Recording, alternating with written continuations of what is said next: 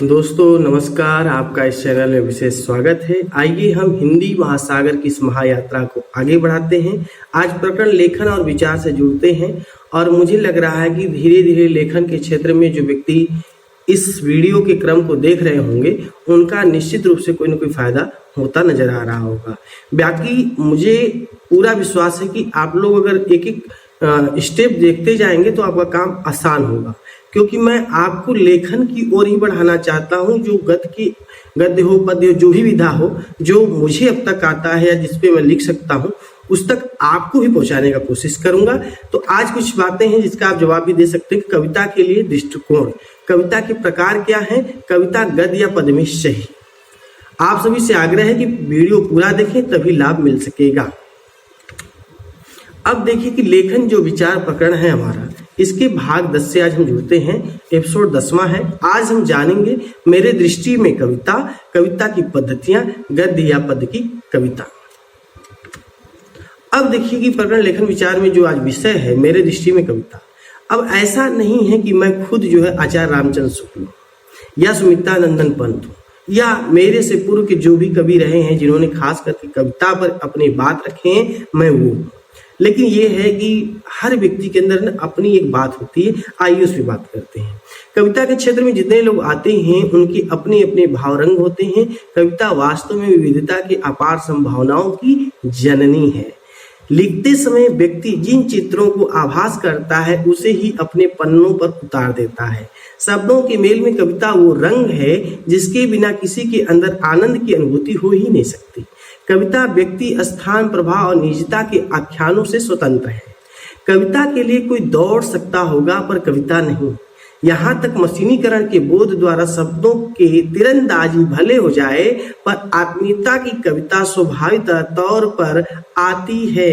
जो स्वभाव उसमें आए अंदर अपने आप प्रतिष्ठित होती है और लिपिबद्ध स्वरबद्ध होकर जनमानस तक पहुंचती है। कविता कोई कौशल क्षेत्र की दुविधा नहीं है जिसे हर कोई लेकर चल सकता है। बस कविता उसी के पास होगी जो निरंतर उसके शब्दों को तराशता रहेगा।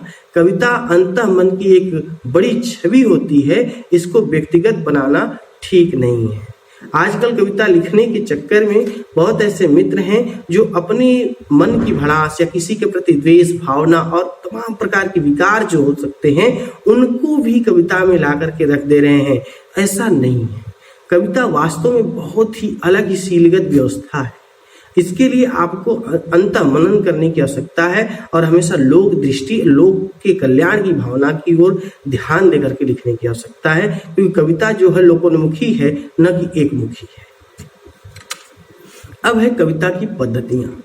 अब देखिए कविता की पद्धतियां या कविता के भेद, कविता के प्रकार तमाम आप गूगल पे सर्च करते हैं, लेकिन हम उस पर सोचते समझते कम है।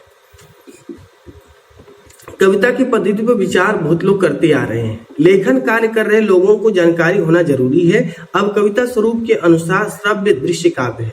दो है, एक तो श्रव्य है, दूसरा दृश्य है। अब देखिए श्रव्य तो हम पढ़ रहे हैं, आपको सुना रहे थे तो श्रव्य हुआ, लेकिन दृश्य काव्य यानी कि कहीं ना कहीं नाटक जो होता है, फिल्म होता है, उसके अंदर जो चीजें दिखाई जाती हैं वो दृश्य काव्य होता है। श्रव्य काव्य में प्रबंध काव्य और मुक्त काव्य आते हैं। वहीं प्रबंध काव्य में महाकाव्य, खंड काव्य होते हैं।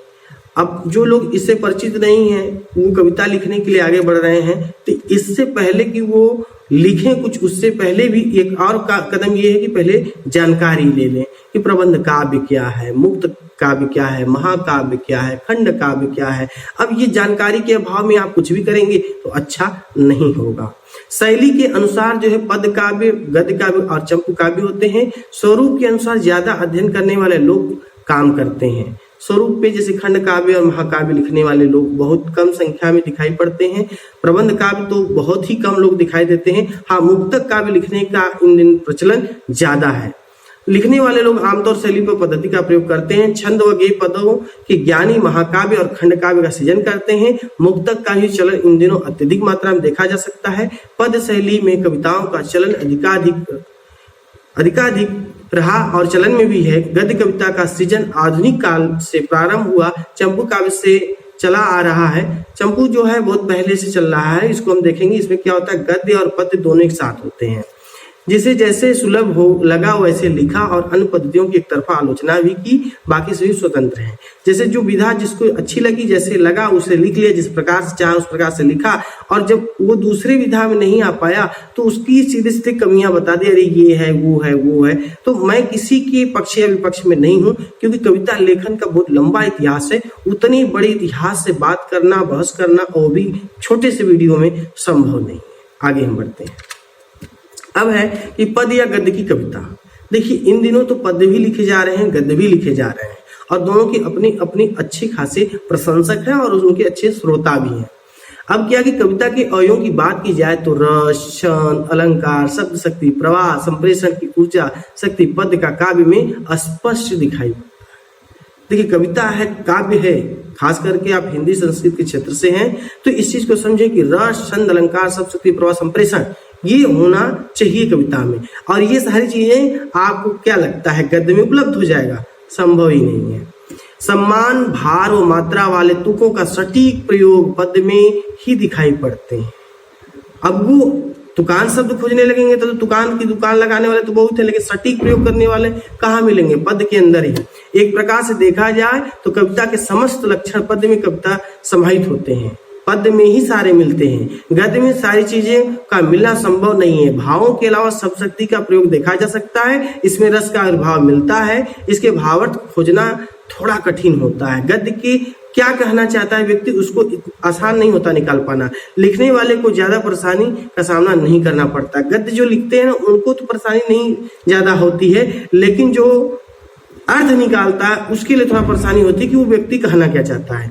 एक प्रकार से किसी के लिए राहत तो किसी के लिए कठिनाई कहा जा सकता है। गद्य कविता लिखने की होड़ भले हो, पर अन्यास शब्दों का प्रयोग देखा गया है, क्योंकि वास्तव में वहां कोई विशेष सिद्धांत काम नहीं करता है। तो मनचाहा शब्दों को मनचाहे तरीके से लोग आगे पीछे लिख करके अपने मन से एक अर्थ भी निकाल देते हैं, जबकि आम पाठक अर्थ भी तक नहीं पहुंच पाता है। अब के समय में पंक्ति या भाव में प्रवाह को खत्म कर दिया जा रहा है, जबकि ऐसा नहीं है। गद्य की कविता में भी एक प्रवाह थे, एक लक्षण थे जो आज खत्म की ओर है। इस पे ध्यान देने की आवश्यकता है। गद्य कविता को लिखने वाला ज्यादा समझ पाता है, ठीक है, जो लिखता है उसको वही जानता है, जबकि पद्य की कविताएं लगभग आम पाठक उसको समझ भी पाता है और कह भी पाता है।